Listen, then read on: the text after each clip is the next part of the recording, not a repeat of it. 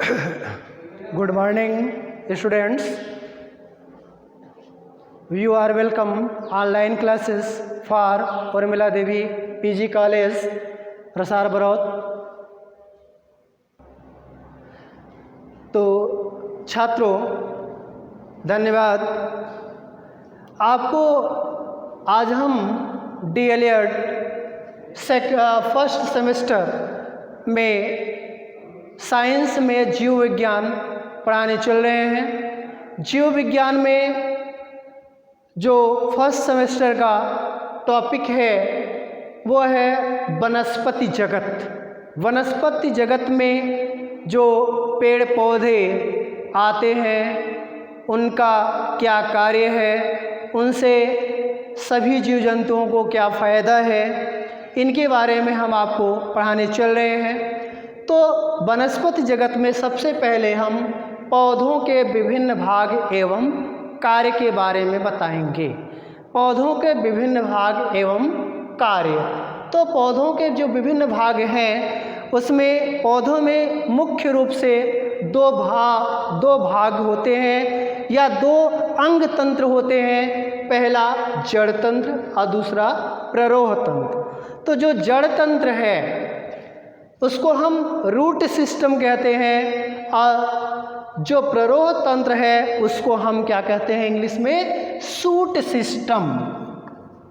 Shoot system छात्रों। तो root system and shoot system दो होते हैं वनस्पति जगत में, या आप कह सकते हैं पादप जगत में।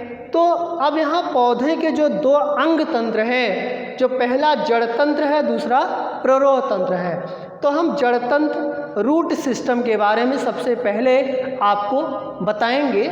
तो रूट सिस्टम पौधों का वह भाग जो भूमि के नीचे पाया जाता है। पौधों का वह भाग जो भूमि के नीचे पाया जाता है उसको हम जड़ तंत्र कहते हैं, या कह सकते हैं पौधों का वह भाग जो भूमि के नीचे पाया जाता है जड़ तंत्र कहलाता है। जड़ तंत्र मुख्यतः दो प्रकार के होते हैं। एक आपका मूसला जड़ और दूसरा रेशेदार या अपस्थानिक जड़ तंत्र कहते हैं। मूसला जड़ तंत्र और अपस्थानिक जड़ तंत्र। छात्रों अब आई बात पहला मूसला जड़ की। मूसला जड़। अब मूसला जड़ जो होता है, मूसला जड़ की परिभाषा इस प्रकार के जड़ तंत्र में एक मुख्य जड़ होती है। इस प्रकार के जड़ तंत्र में एक मुख्य जड़ होती है और भूमि के अंदर मुख्य जड़ सभी दिशाओं में अनेक शाखाओं में फैले रहते हैं। ये शाखाएं पुनः विभाजित होकर के विस्तृत रूप से फैल जाती हैं और एक जाल बना लेती हैं। अधिकतर पुष्पी पौधों में मूसला जड़ पाई जाती है। तो ये मूसला जड़ में आपका एक मुख्य जड़ होती है। एक मुख्य जड़ पाई जाती है। एक मुख्य जड़ पाई जाती है और यह जमीन के अंदर कई शाखाओं में बांट देता है। जैसे अब यहाँ पे दिखाएं कि ये आपका इस तरीके से, और इसमें आपका एक मेन जड़ होती है और उसके बाद यहाँ से आपका ये तने हो जाते हैं। तो यहाँ से आपका ये एक मेन शाखा है, मेन जड़ है, और इससे आपके जो अनेक जड़ें जो है जुड़ी होती है और इसको हम मूसला जड़ कहते हैं। और मूसला जड़ में आप जैसे यहाँ पे इस तरीके से पत्तियाँ जो है पाई जाएंगी इस तरीके से। और यहाँ पे जड़ की बात आई तो ये आपका मूसला जड़ है। मूसला जड़ यह जो है अधिकतर पुष्पी पादपों में पाए जाते हैं। पुष्पी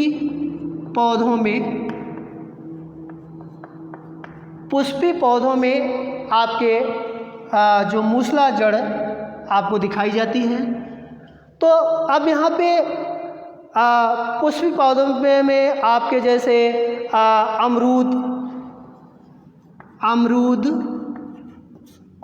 मटर और सरसों, ये आपके पुष्पी पौधों का उदाहरण है, जिनमें जैसे अगर सरसों का ही मान लीजिए हो गया कि सरसों में आपका एक मुख्य जड़ होती है जो पृथ्वी के अंदर, जो ज़मीन के अंदर, मिट्टी के अंदर होती है।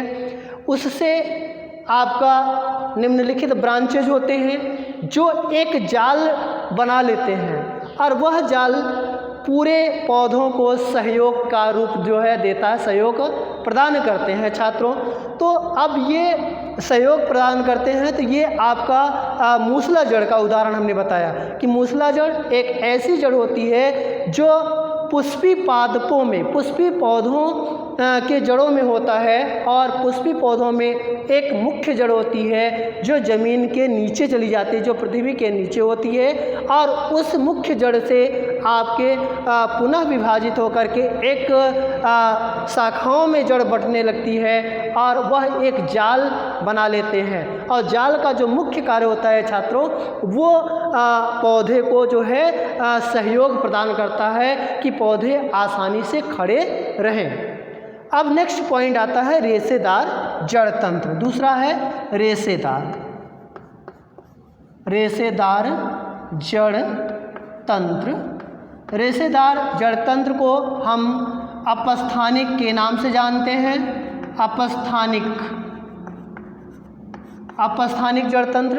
तो जो दूसरा है रेशेदार, कुछ पौधों में मुख्य जड़ नहीं होती है, इसके स्थान पर अनेक रेशे जैसी जड़ें भूमि के ऊपरी परत में रहती है, जिन्हें हम रेशेदार जड़ कहते हैं। तो रेशेदार जड़ में आपका मुख्य जड़ नहीं पाई जाती है, मुख्य जड़ नहीं पाई जाती है।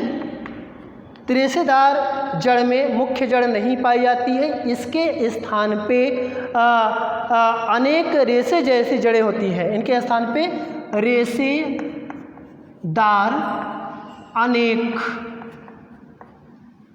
जड़ें पृथ्वी के ऊपरी परत पे होती हैं, ऊपरी परत पे पाए जाते हैं, और ये भूमि में अधिक गहराई तक नहीं होते हैं, और ये भूमि में अधिक गहराई तक नहीं होते हैं, अधिक गहराई तक नहीं होते हैं। और जहाँ तक ये होते हैं, यह पौधे को सुरक्षा प्रदान करते हैं और सहारा देते हैं छात्रों, सुरक्षा और सहारा प्रदान करते हैं, जिससे ये हमारे जो जड़ें होती हैं, जो प्लांट होते हैं, वो सही रूप से खड़े रहते हैं। इनका जो उदाहरण है वो है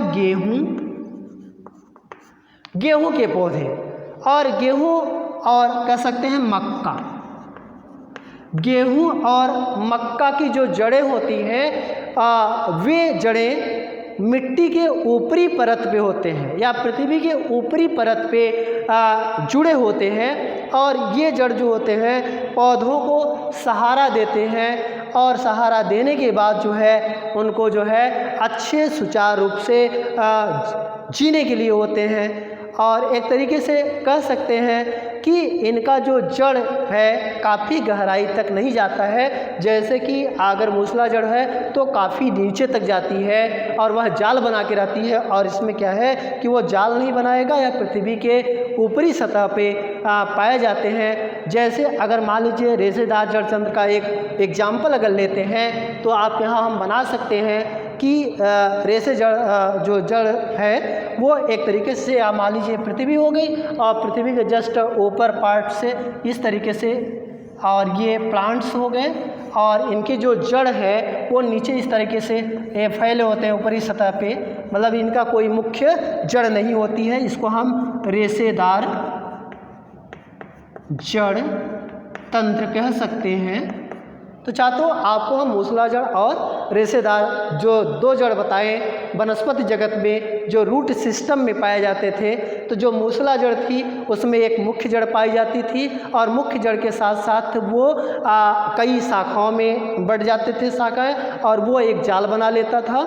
और वो उदाहरण अधिकतर पुष्पी पौधों में जैसे सरसों, मटर या अमरूद जैसे प्लांट में पाए जाते हैं मूसला जड़। और जो अपस्थानिक जड़ है वो आपके गेहूं और मक्का में पाए जाते हैं। इसमें मुख्य जड़ नहीं होती है, यह पृथ्वी के ऊपरी सतह पर जड़ होती है जो पौधों को सहायता प्रदान करते हैं। अब नेक्स्ट पॉइंट आता है जड़ तंत्र के सामान्य कार्य। तो छात्रों, अब हम आपको जड़ तंत्र, अभी हमने आपको रूट सिस्टम बताया, रूट सिस्टम में जो अब मेन उसके सामान्य कार्य क्या है। सामान्य कार्य जो होते हैं वो है, पहला कार्य जड़ तंत्र पौधों को भूमि से बांधे रखता है। किसी भी प्लांट में जो जड़ होती है वह पौधों को भूमि से बांधे रखता है ताकि पौधे इधर से उधर न जाने पाएँ और उसको सहयोग प्रदान करता है। सेकंड है जड़ तंत्र द्वारा भूमि से जल तथा खनिज पदार्थों को पौधों की पत्तियों तक पहुंचाया जाता है जहां इनका प्रयोग भोजन बनाने में होता है।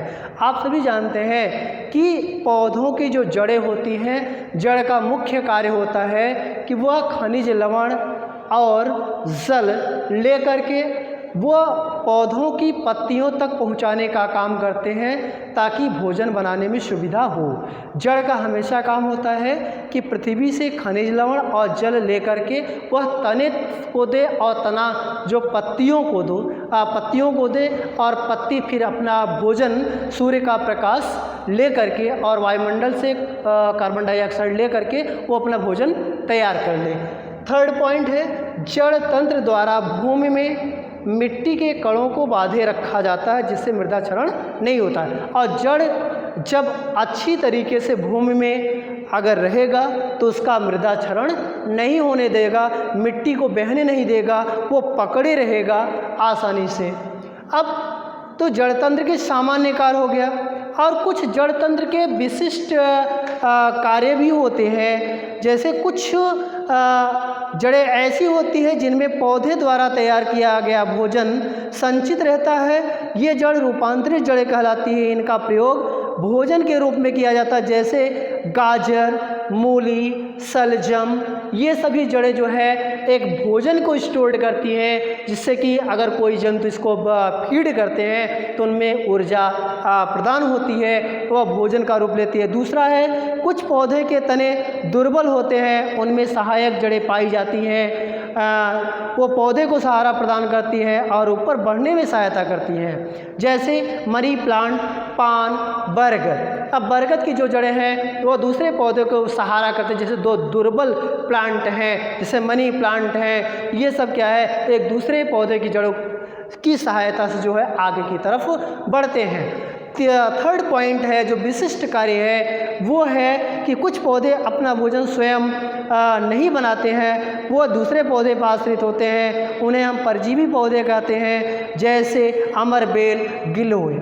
ये सब क्या है कि एक दूसरे पौधे के ऊपर सहारा लेकर के अपना जीवन यापन करते हैं। अब नेक्स्ट पॉइंट है रूट सिस्टम, जिसको हम प्ररोह तंत्र कहते हैं, और प्ररोह तंत्र को हम शूट सिस्टम के नाम से जानते हैं छात्रों।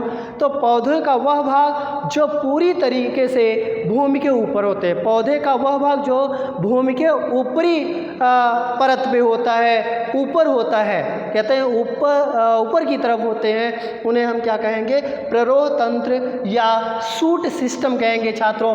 तो पौधों में प्ररोह तंत्र के निम्न भाग होते हैं तना, पत्ती, पुष्प, फल एवं बीज।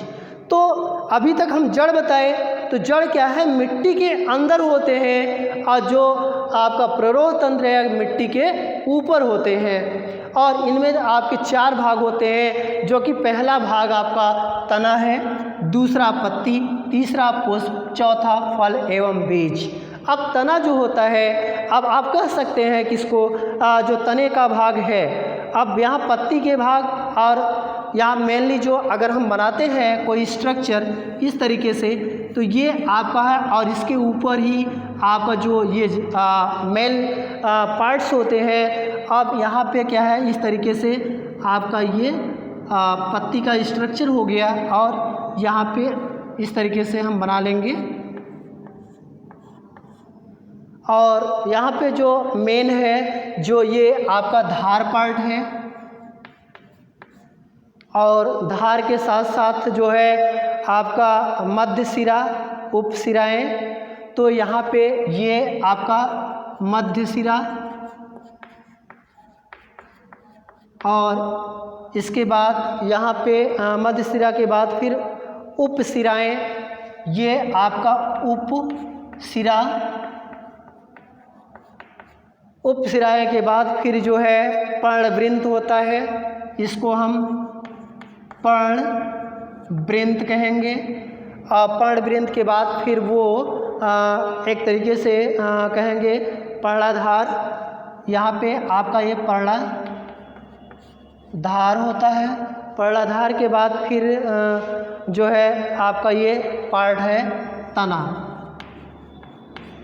तो छात्रों, यहाँ हम तने की बात कर रहे हैं। तो तना क्या है कि वह जड़ के जस्ट ऊपर, जड़ के थोड़ा सा ऊपर एक पतले आकार के जो है पाए जाते हैं। और जो तना है, जड़ के ठीक ऊपर वाला भाग, जड़ के ठीक ऊपर वाला भाग जो पतला होता है उसको हम तना कहते हैं। और पौधे का सबसे मजबूत भाग तना होता है। पौधे का सबसे मजबूत भाग क्या होता है? तना। जो पहला पार्ट है तना, ये क्या है? पौधे का सबसे मजबूत भाग, सबसे मजबूत भाग तना होता है। और जड़ के ऊपरी साइड पे ये पाए जाते हैं।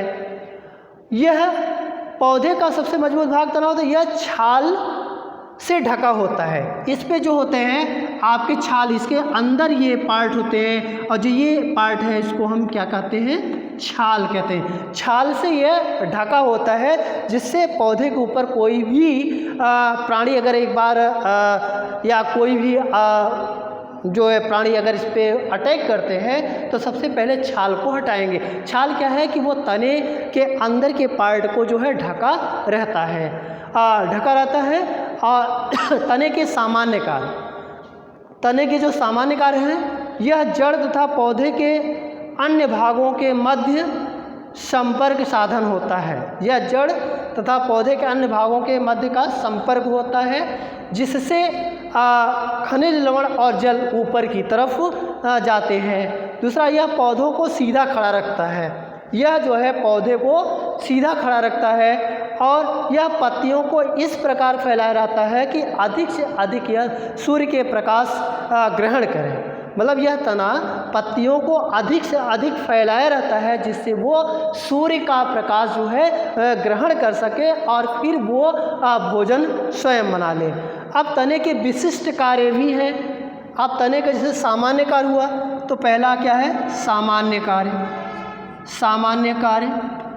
और दूसरा क्या है? विशिष्ट कार्य। तने के सामान्य कार्य और विशिष्ट कार्य। तो विशिष्ट कार्य जो होता है वो आपके जो तने के विशिष्ट कार्य हैं, कुछ पौधे के तने क्या होते हैं? भूमिगत होते हैं, जो कि भूमि के अंदर भी वो अपने तने को मजबूती से रखते हैं, तथा अपने अंदर भोजन संचय का कार्य करते हैं। जैसे आलू, अदरक, प्याज, ये क्या है कि भूमि के अंदर होते हैं। जो इसका उदाहरण है वो क्या है? प्याज, आलू, अदरक, ये तने जो है भूमि के अंदर होते हैं, जो पौधे को सहयोग करते हैं और भोजन को संचित रखते हैं। अब जैसे प्याज है तो उनके जो तने हैं अंदर, और आलू भी है तने से पैदा होता है, तो उनके तने अगर मजबूत रहेंगे तो आलू आराम से पैदावार होगी। अब अगला कार्य है, कुछ पौधे के तने कांटों में रूपांतरित होते हैं। कुछ पौधे के तने जो है कांटों में रूपांतरित होते हैं, जैसे आपको नींबू। अब क्या है नींबू, ये क्या है कांटों में रूपांतरित होते हैं, कांटों में रूपांतरित होते हैं, कांटों में रूपांतरित होते हैं। आपका एग्जाम्पल है नींबू। ये तो तने के विशिष्ट कार्य हो गए। अब आई पत्ती की बात। अब यहाँ पे हम पत्ती का भी स्ट्रक्चर बनाए हैं, और पत्ती क्या होती है कि इसका जो डिफिनीशन है, पत्ती पौधों का वह भाग है जो तने से निकलता है। पत्ती पौधे का वह भाग है जो तने से निकलता है, ये तने से निकलेगा, और पत्तियों का मुख्य कार्य है भोजन का बनाना। तो अब यहाँ पे पत्ती में प्रकाश संश्लेषण की क्रिया होती है, और प्रकाश संश्लेषण की क्रिया के द्वारा वह भोजन को बनाने का काम करते हैं। और भोजन बनाने का काम करते, ये हरे रंग के होते हैं तथा इनमें पर्णहरिम पाया जाता है। तो अब ये पत्ती तने के ऊपरी भाग हैं और यह फैले होते हैं, और पत्ती का जो कार्य होता है वह पर्णहरिम की सहायता से भोजन बनाने में सहयोग प्रदान करता है। और ये पत्ती जो होते हैं सूर्य का प्रकाश और वायुमंडल से कार्बन डाइऑक्साइड और पृथ्वी से जल और खनिज लवण लेकर के यह भोजन को स्वयं बनाता है। और पत्ती में 3 भाग होते हैं। पत्ती में मेनली जो है, अब अगला कार्य जो है आपका क्या कहते हैं कि पत्ती, दूसरा है पत्ती, और पत्ती में आपके 3 भाग होते हैं, 3 भाग होते हैं। पहला आपका पर्णफलक, पर्णवृंत और पर्णाधार। पर्णफलक और दूसरा पर्णवृंत और तीसरा पर्णाधार। ये 3 भाग होते हैं। जैसे कि हमने पर्णवृंत दिखाया, पर्णाधार दिखाया, और एक होता है पर्णफलक। जो ये पार्ट गए हैं इसको हम कहते हैं पर्णफलक। तो ये पत्ती है। पत्ती में 3 भाग मेनली होते हैं, जो आपके क्या कहते हैं कि पर्णफलक, पर्णाधार। अब यहाँ पे जो पर्णफलक होता है, आप पर्णफलक देख रहे हैं, तो पर्णफलक में आपका जो पत्ती फैली होती है, चपटी होती है। पर्णफलक में पत्ती जो है चपटी और फैली होती है। अब पर्णवृंत जो होता है, इसमें एक मोटी सिरा भी होती है। ये आपका जो मोटी सिरा होती है जिसको हम मध्य सिरा के नाम से कहते हैं, और यह पत्ती के जो मध्य से इसमें आपके जाल टाइप होते हैं, और ये पूरी तरीके से एक सपोर्ट करता है भोजन बनाने के लिए। और दूसरा है क्या कहते हैं कि पर्णवृंत। तो पर्ण जो वृंत है यह बेलनाकार डंबल होता है, बेलनाकार डंठल, सॉरी, ये बेलनाकार डंठल होता है, जिससे कि पत्ती को जो है सपोर्टिंग करता है स्टैंड करने में। तो ये आपका पर्णवृंत है, और एक तरीके से ये भी भोजन को जो है सहयोग करता है बनाने में, पर्णवृंत। और पर्णवृंत पत्ती का बेलनाकार डंठल होता है। यह पत्ती के पर्णफलक के ऊपर उठाने में सहायक होता है, यह पत्ती को ऊपर उठाने में सहायक करता है, और जिससे सूर्य का प्रकाश अधिक से अधिक प्राप्त हो जाए। जब पत्ती अगर उठी रहेगी सीधे, तो वो क्या है कि सनलाइट एब्जॉर्ब करेगा, फिर उसे कोई प्रॉब्लम नहीं होगा। और इस तरीके से ये अपना भोजन, वैसे भी पत्तियां हमेशा भोजन बनाने का कार्य करते हैं। अब यहाँ पे जैसे पर्णवृंत है तो पत्ती को उठाएगा, फिर पत्ती को एक तरीके से मोटा जो है मध्य सिरा पार्ट का निर्माण करेगा, फिर वो भोजन को बनाने में कोई सहयोग जो है कि कोई दिक्कत नहीं आने देता है। तीसरा है पर्णाधार। पत्ती का जो पर्णाधार पार्ट है, पत्ती का सबसे निचला पार्ट होता है, सबसे निचला भाग होता है जो तने से जुड़ा रहता है। जो आपका तने से सबसे निचला पार्ट है जो तने से जुड़ा रहता है, और तने से जुड़ने के साथ साथ इसमें आपके पत्ती में विभिन्न सिराओं को निश्चित आकृति प्रदान करता है, और छोटे छोटे इसमें रंध्र होते हैं जिसकी सहायता से वह रिस्पायरेशन और वाष्पोत्सर्जन करते हैं छात्रों। तो अब इसमें जो पत्ती के कार्य हैं, अब पत्ती के आप देखिए, पत्ती में एक आपका स्टोमेटा होता है, क्या कहते हैं स्टोमेटा, जो कि वह वाष्पोत्सर्जन का कार्य करता है। वाष्पोत्सर्जन का काम करता है, जिससे सुबह के टाइम में वो रंध्र खुलते हैं, बंद हो जाते हैं, रात्रि में खुलते हैं, जिससे वो पूरी तरीके से अपना शोषण कर लेते हैं। अब पत्तियाँ दो प्रकार की होती, संयुक्त एवं साधारण। तो पत्ती आपके दो होते हैं, जो पत्ती के प्रकार हैं, पत्ती दो प्रकार के होते हैं, दो प्रकार की होती है। एक आपका संयुक्त पत्ती और दूसरा सरल पत्ती। एक संयुक्त और दूसरा सरल पत्ती होती है। तो अब हम संयुक्त पत्ती जो होती है, इसमें पत्ती का फलक छोटे छोटे भागों में विभाजित है। जो संयुक्त पत्ती है इसमें छोटे छोटे भाग होते हैं, छोटे भाग। और जो सरल पत्ती होती है वो एक तरीके से पत्ती में एक फलक होता है। जो सरल पत्ती में एक फलक होता है, एक फलक, और संयुक्त में छोटे छोटे फलक पाए जाते हैं। अब पत्ती के कार्य, जड़, तना और पत्ती। पत्ती के कार्य क्या हैं कि पत्तियों का सबसे महत्वपूर्ण कार्य क्या है? प्रकाश संश्लेषण का होता है। अब प्रकाश संश्लेषण की सहायता से वो भोजन बनाता है। दूसरा है, पत्तियों में विशेष रंध्र पाए जाते हैं जो गैसों का आदान प्रदान करते हैं। पत्तियों में विशेष प्रकार का जो है रंध्र पाए जाते हैं जो वाष्पोत्सर्जन का काम करते हैं। तीसरा पॉइंट होता है कि मरुस्थलीय पौधों की पत्तियां जैसे नागफनी, सतवार रूपांतरित होकर के कांटों में परिवर्तित हो जाती है, जो आसमान द्वारा जल की क्षति को रोकते हैं। और कुछ जो है आपकी पत्तियां जैसे नागफनी वगैरह होते हैं जो मरुस्थल पे पाए जाते हैं, वो कांटों में रूपांतरित होकर के वह अपने वाष्पोत्सर्जन को करने में सुविधा प्रदान करते हैं। अब दूसरा कार्य है विशिष्ट कार्य जो होता है, तो विशेषताएँ होती हैं, तो उसको हम आपको बताने चल रहे हैं। तो इसमें कुछ कीटभक्षी पौधे होते हैं जो पत्तियों की कांटों से रूपांतरित पकड़ने में सहायता करती है। पत्तियों में श्वसन क्रिया भी संपन्न होती है और पत्तियों के द्वारा उत्सर्जन का भी कार्य होता है। जो विशेषताएं हैं पत्तियों की, कि पत्तियों के द्वारा जो है उनका उत्सर्जन भी होता है छात्रों। उत्सर्जन के साथ साथ अब अगला पॉइंट आता है पुष्प।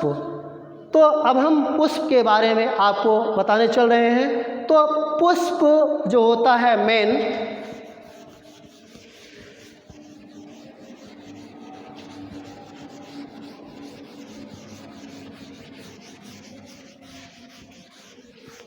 तो अगला पॉइंट है पुष्प। तीसरा पुष्प। तो अब पुष्प में आपका होता है मेनली, पुष्प पौधे का वह भाग है जो प्रजनन में सहायता करता है। यह प्रजनन में सहायता प्रदान करता है, प्रजनन में सहायता प्रदान करता है। क्योंकि अभी जड़, तना और पत्ती के कार्य देखें, अब पुष्प का जो कार्य होता है वह प्रजनन में सहायक होता है। और पुष्प पौधों के प्रजनन अंगों को धारण करता है। पुष्प विभिन्न आकार, रूप, रंग और गंध वाले होते हैं, परंतु सभी का एक मूल स्वरूप होता है, सभी का एक मूल स्वरूप होता है। और पुष्प में आपके जो कैलिक्स, करोला होते हैं, वाह्यदल, दल पुंज और पुंकेसर, ये सब होते हैं। जैसे वाह्यदल पुंज क्या है कि वह सबसे प्रथम भाग है, और उसके बाद फिर दल पुंज या अंदर के चक्र को बनाता है, और उसके बाद पुंकेसर क्या होता है, वह नर भाग होता है, और इसमें आपके परागकोश होते हैं, और इसी के द्वारा जो है वह प्रजनन करता है। और फिर पुंकेसर और स्त्री केसर दो होते हैं। पुंकेसर आपका नर होता है और स्त्री केसर आपका मादा होता है, जिसकी सहायता से वो प्रजनन करते हैं। अब पुष्प का जो कार्य है, पुष्प से फल तथा बीज प्राप्त होते हैं। और अब अगला पॉइंट होता है फल। चौथा है फल। तो फल क्या है कि स्त्री केसर का निचला भाग होता है। क्या है? स्त्री केसर का निचला भाग, निचला भाग फल का होता है और यह विकसित होकर के फल बनाता है। फलों के आकार का रंग आकृति भिन्न होती है जिससे इसकी पहचान होती है। फल के कार्य, फल बीजों की रक्षा करते हैं। जो इसका कार्य है, फल का कार्य, ये बीजों की रक्षा करता है, बीजों की रक्षा करता है। ये फल के कार्य हो गए। दूसरा है कि नवोद्भिद को भोजन फल से प्राप्त होता है। जो नया भिद अगर प्राप्त होता है वो भोजन फल से ही प्राप्त होता है। तो छात्रों, ये हमारा जो आज का वनस्पति जगत का जो टॉपिक था डीएलएड के फर्स्ट सेमेस्टर में, जो जीव विज्ञान में हमने जड़ तंत्र के इसमें जो आपके 2 अंग तंत्र थे, एक आपका रूट सिस्टम, दूसरा शूट सिस्टम, एक जड़ तंत्र और दूसरा प्ररोह तंत्र को टोटल हमने आपको बताया। आपको समझ में भी आया होगा। अगर आया है तो इसको आप लाइक करिए, शेयर करिए और कमेंट करिए। धन्यवाद।